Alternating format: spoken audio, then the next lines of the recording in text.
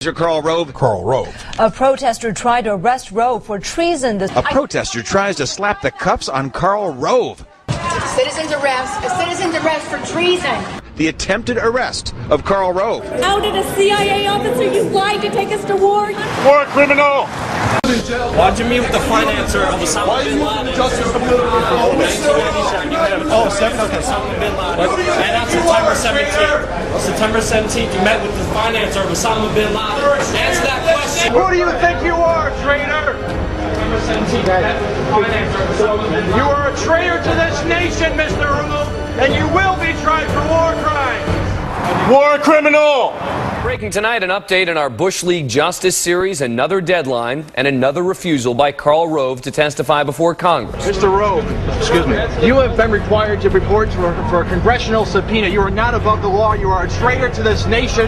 Mr. Rove, you are a traitor. Basically gave the implication that he had nothing to hide. He'd be willing to testify, you know, sort of this show of bravado. And then when we actually invited him to come and testify and give his side of the story, now he's cowering and hiding under this you know, executive privilege assertion, which is, on its face, as you said, pretty much ridiculous. More than 1 million people slaughtered in Iraq. Our brothers and sisters in arms dying for nothing. So what? So he can sign books? He's in contempt of Congress right now. The guy should be thrown in jail. He's in contempt. Let any of us deny to go to Congress. We'll be thrown in prison. This guy should be in prison. So he can sign books. What a joke. What a joke. President Bush's former advisor, Karl Rove, he was subpoenaed to testify on Capitol Hill, but he refused to show up for a hearing this morning in front of a House Judiciary Subcommittee. Karl Rove, can you tell me what happened when you met with Abdul Alumni with George W. Bush? Mr. Rove, why do you think you're above congressional subpoena? Are you above the law, sir? You know, if a normal person did this, Mike, not Karl Rove, but somebody else, what would be the punishment? Well, they could hold him in contempt of Congress, and that's the road we're going down now with Karl Rove.